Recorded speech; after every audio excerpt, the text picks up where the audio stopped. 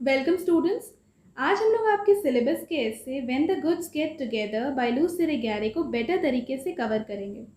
Friends, goods का मतलब होता है ऑब्जेक्ट्स या सामान, बट इस ऐसे में लुई सिरिगैरे ने गुड्स वर्ड का यूज़ विमेन के लिए किया है। उनके इस फेमिनिस्ट ऐसे में when the goods get together का मतलब है when the women get together. तो अगर ये क्वेश्चन आ जाए कि इस ऐसे में आपको सिंबॉलिज्म को जस्टिफाई करना है, यानी गुड्स वर्ड का जो सिंबॉलिक यूज़ है उसको जस्टिफाई करना है, तो यहाँ पे मैंने 5 क्वालिटीज़ लिखे हैं गुड्स के और आपको कंपेयर करना है कि क्या ये विमेन के लिए भी कहे जा सकते हैं। Weak, appealing to the observer, can be used, can be controlled and lack of desire. अब आपका जो भी आंसर है वो आप अपने सिंबॉलिज्म वाले आंसर में इनकॉर्पोरेट कर लीजिएगा। हम लोग मूव ऑन करते हैं और इस ऐसे के मेन पॉइंट्स को कवर करते हैं। Luce Irigaray Belgian born French feminist, philosopher और साइको एनालिस्ट थी, और ये जो उनका ऐसे है वो उनके इस बड़े work this sex which is not one का हिस्सा है, जिसको उन्होंने 1977 में लिखा। लुई इस ऐसे में dominant patriarchal socio cultural economy के बारे में एक्सप्लेन करती हैं कि कैसे जो पेट्रियार्कल या पुरुष प्रधान सोसाइटी होता है उसमें इकोनॉमी, ट्रेड या बिजनेस किस तरीके से काम करता है। The trade that organizes patriarchal societies takes place exclusively among men. तो 1977 में जो बिजनेस हुआ करता था, ट्रेड या कॉमर्स का जो भी एक्सचेंज हुआ करता था, वो मेन ही ऑर्गेनाइज करते थे। विमेन का पार्टिसिपेशन कम था। Women, science, goods, currency all pass from one man to another. अब गुड्स के एक्सचेंज में, बिजनेस में गुड्स पास करता है, करेंसी पैसा का एक्सचेंज होता है, बट यहाँ पे लुई सिरिगैरे लिख रही हैं कि विमेन का भी एक्सचेंज होता है। तो विमेन का ट्रांसफ़र कब होता है? विमेन का ट्रांसफ़र होता है मैरिज में।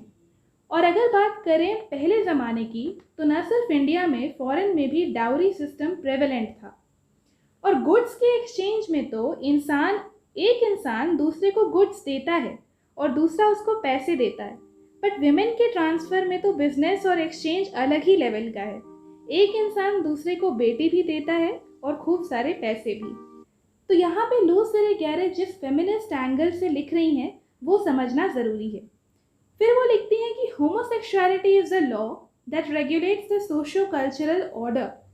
अब होमोसेक्सुअलिटी का मतलब होता है फिजिकल रिलेशंस, या तो मेल मेल के बीच में या फीमेल फीमेल के बीच में, बट यहाँ पे होमोसेक्सुअलिटी का मतलब है मेल मेल का ट्रेड रिलेशंस, बिजनेस रिलेशंस। ये होमोसेक्सुअलिटी सोशियो कल्चरल ऑर्डर को रेगुलेट कर रहा है। नेक्स्ट पॉइंट में आते हैं। लुई सिरिगैरे लिखती हैं, how can one account for the relations between women in this trade. ऐसे सिस्टम ऑफ बिजनेस में विमेन के बीच के रिलेशंस का क्या महत्व है? Except by affirming that as soon as she desires herself, as soon as she speaks herself to herself, the woman is a man. तो यहाँ पे लुई सिरिगैरे लिख रही हैं कि जब एक वुमन खुद को डिज़ायर करती है, अब पहले समय में विमेन का लाइफ काफ़ी वर्कोहॉलिक हुआ करता था और वो बच्चे संभालने में, घर संभालने में, हाउस होल्ड एक्टिविटीज़ को परफॉर्म करने में बहुत ज़्यादा समय खुद के साथ नहीं बिता पाती थी, या अपना सर्कल जो विमेन का सर्कल होता है उसमें टाइम नहीं स्पेंड कर पाती थी, जैसा कि हम लोग आज देखते हैं। तो वो लिख रही हैं कि जैसे ही वो खुद को डिज़ायर करती है या फिर वो दूसरे विमेन को डिज़ायर करती है, when she wants to speak with her, तो वुमन मैन बन जाती है। मैन बन जाती है यहाँ पे इसलिए कहा जा रहा है क्योंकि पहले ऐसा करते मेन को ही देखा जाता था कि वो आराम कर रहे हैं, वो खाली समय में अपने दोस्तों के साथ बात कर रहे हैं, तो इसीलिए वो लिख रही हैं कि she becomes a man. Within this system of trade, as soon as she relates to another woman, she is a male homosexual. जब भी वो ऐसा करती है, व्हेन शी डिज़ायर्स हरसेल्फ या दूसरी विमेन को, तो उसको मेल होमोसेक्सुअल जैसा जो नाम है वो उसी के पेट्रियार्कल सोसाइटी के जो मेल मेंबर्स हैं वो टर्म उसको दे देते हैं। अब नेक्स्ट पॉइंट है, Louis writes about the observations. Psycho analyst Sigmund fraud, जो कि ऑस्ट्रियन न्यूरोलॉजिस्ट थे, उनका क्या एनालिसिस होता है, क्या ऑब्जर्वेशंस होता है जब वो एक फीमेल पेशेंट के अनाटॉमी या बॉडी स्ट्रक्चर को स्टडी करते हैं। ये सारे ऑब्जर्वेशंस को लू सिरिगैरे अपने एस्से में लिख रही हैं। लिखती हैं, the girl's physical characteristics certainly did not deviate from the womanly pattern. जो गर्ल का फिजिकल कैरेक्टरिस्टिक्स था वो वुमनली पैटर्न जैसा था।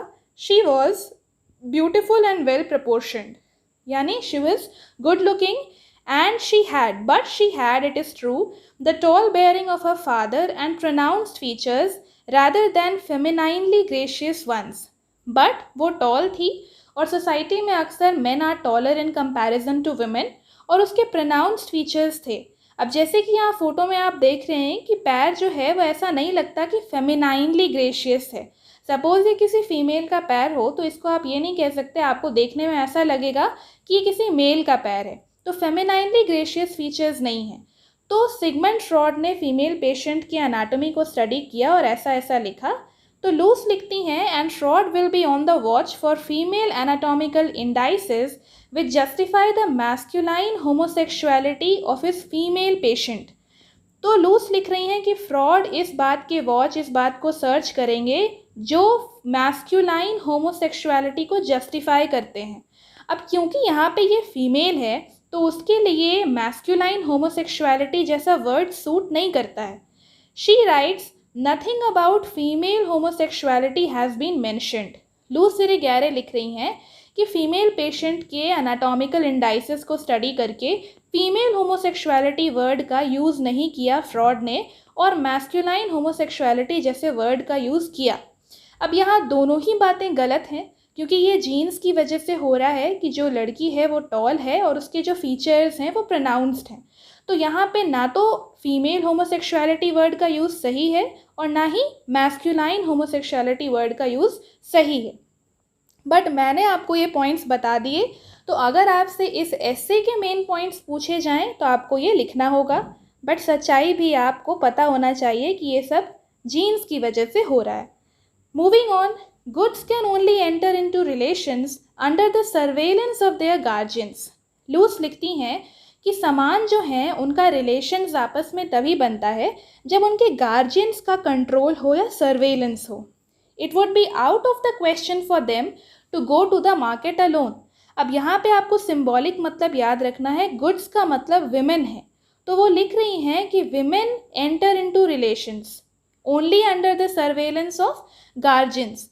तो विमेन का जो मैरिज होता है वो कब होता है? When they are under the surveillance of their guardians. उनका अपना चॉइस नहीं है वहाँ पे रिलेशंस इस्टेब्लिश करने में। It would be out of the question for them to go to the market alone. पहले समय में women were always being controlled and dominated और उनको हाउस होल्ड एक्टिविटीज़ में कन्फाइंड रखा जाता था। तो they didn't go to the market alone and to profit from their own value, to talk to each other, to desire each other.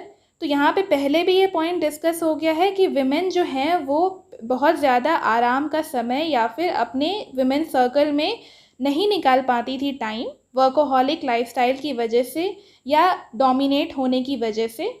तो without the control of the selling, buying, consuming subjects, तो उनका जो movement है, women का जो movement है across the market, वो हमेशा कंट्रोल्ड रहता था। जैसे कि सामान का जो मूवमेंट होता है, जो एक्सचेंज होता है मार्केट में, ट्रेड में, बिजनेस में, वो हमेशा सेलर्स और बायर्स के ऊपर डिपेंड करता है। नाउ शी सेज कि what if the goods refuse to go to the market.